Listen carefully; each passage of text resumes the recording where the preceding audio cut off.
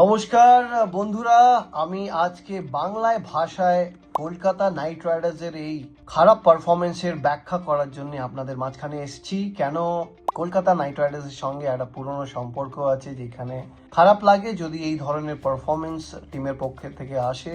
যেহেতু দুটোই ম্যাচ হয়েছে, বা যেভাবে ম্যাচগুলো হেরেছে সেটার অবজারভেশনস নিয়ে এসেছি আপনাদের মাঝখানে রাখার জন্য। কোন কোন জায়গায় কলকাতা নাইট রাইডার্স খারাপ করেছে, ভুল সিদ্ধান্ত নিয়েছে, আর আগাম দিনগুলোতে কোন জায়গাগুলো দেখলে ভালো রেজাল্ট আসতে পারে, সেই সব জিনিসগুলো নিয়ে আপনার মাঝখানে আমি এসে গেছি। যেহেতু আপনারা সবাই জানেন, ইউটিউবে আবার নতুন করে অ্যাক্টিভ হয়েছি, যেখানে আপনারা অনেক ভালোবাসা দিচ্ছেন। আশা করব এই ভিডিওর পর আপনারাও নিজের মতামত জানাবেন। কলকাতা নাইট রাইডার্সের কোন কোন সমস্যা মেসেজের মাধ্যমে আপনারাও জানাতে পারেন। আমি সব কটা মেসেজ পড়বো, তারপরে আবার একটা নতুন ভিডিও আর আপনাদেরকে উত্তর দেওয়ার একটা চেষ্টা করব। অবশ্যই যেভাবে পারফরমেন্স হয়েছে তার মূল কারণ আমাদের সবসময় খুঁজতে হয়। কোনো সমস্যার মূল কারণ সবসময় দেখতে হয়, খুঁজতে হয়, সেটাকে অ্যাড্রেস করতে হয়, তারপরে ওটাকে ঠিক করতে হয় ফর বেটার রেজাল্টস। তো আমার মনে হয় বোলিং থেকে যদি শুরু করি, একটু লিবার্টি দিলেও দিতে পারি আমরা। কেন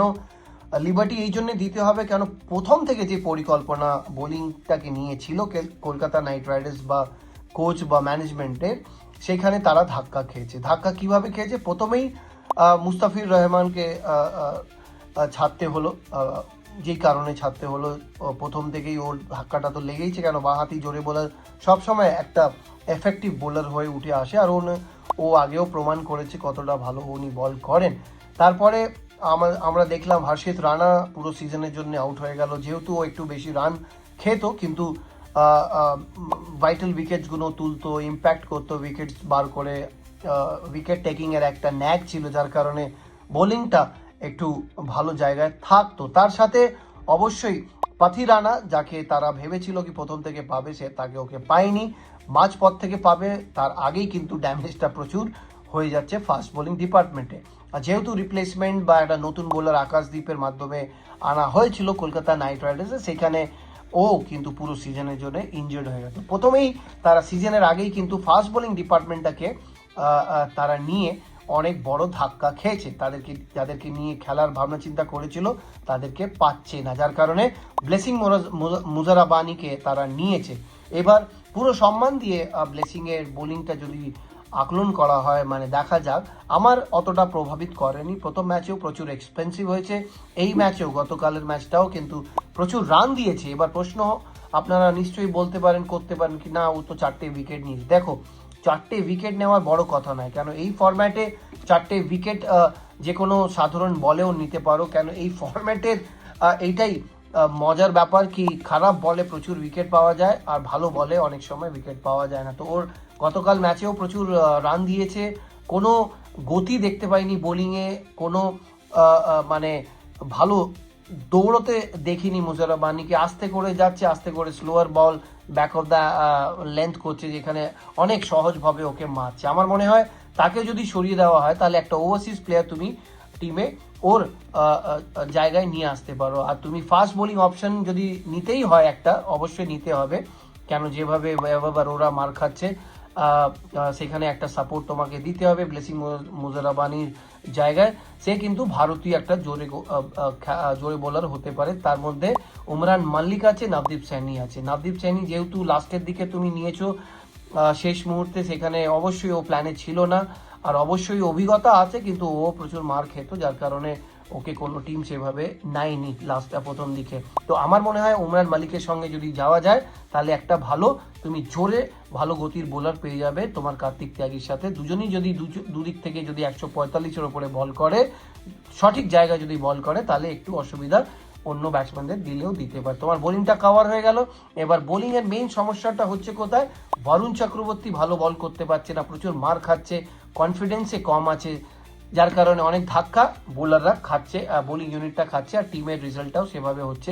সুনীল নারায়ণ সেভাবে এফেক্টিভ হচ্ছে না আগের মতন, কিন্তু ও গতকাল একটা পাওয়ার প্লেতে মাত্র 1 রান দিয়েছিল। সেখান থেকে একটা ক্লু নিতে পারি যে আগাম দিনগুলোতে ও যেন ভালো বল করতে পারে। এবার বরুণ চক্রবর্তীর সমস্যা হচ্ছে কি, কনফিডেন্সটা কম আছে, ওর বোলিং অ্যাকশনটা একটু ঠিক করতে হবে, রিলিজ পয়েন্টটা ঠিক করতে হবে, তার উপর একটা আমি নিশ্চয়ই ভিডিও বানাবো আলাদা করে, সেখানে ও যদি অ্যাড্রেস করে তাহলে ভালো হবে। এবার করতে কি হবে, ওকে কনফিডেন্স দেওয়ার জন্য তাহলে 6 ওভারের পর যদি পাওয়ার প্লের পর যদি ওকে বোলিং করতে দিতে হয় তাহলে ওর জন্যও ভালো হবে, টিমের পক্ষেও ভালো হবে। কেন পাওয়ার প্লের পরে ফিল্ড রিস্ট্রিকশনটা পাবে, যেখানে এখন পাওয়ার প্লের মধ্যে যেটা 4 হচ্ছে বা 2 রান 3 রান হয়ে যাচ্ছে, বেশি করে রান বেরোচ্ছে শট মারলে, সেটা পাওয়ার প্লের পরে সেইগুলো শুধু একটাই বা 2টো রান করে হবে, সেখানে অনেক ভালো হবে তার কনফিডেন্সের জন্য। অবশ্যই এবার 4টে ওভারসিজ প্লেয়ার কে কে খেলবে, আমার মতে ফিন অ্যালেনের সাথে সুনীল নারায়ণ ব্যাটিং অর্ডার হওয়া উচিত ওপেনিংয়ে। কেন সুনীল নারায়ণ আর ফিন অ্যালেন যদি চলে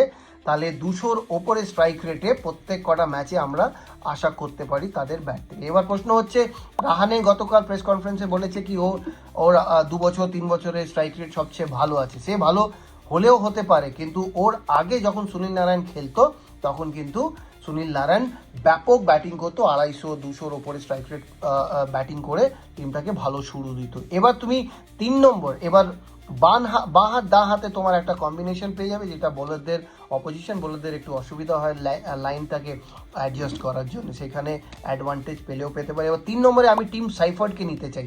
টিম সাইফার্ড আসবে মুজারাবানির জায়গা, যেখানে আমি বলে দিলাম একটা ফাস্ট বোলার ভারতীয় নিলে ওই জায়গাটা ফিল ইন করতে পারো। টিম সাইফার্ড এই জন্য, টিম সাইফার্ড এখন ভালো ফর্মে আছে, যেভাবে ফিন অ্যালেনের সাথে নিউজিল্যান্ডের হয়ে ওপেনিং উনি শুরু দিতেন সেটাকে কাজে লাগাতে হবে।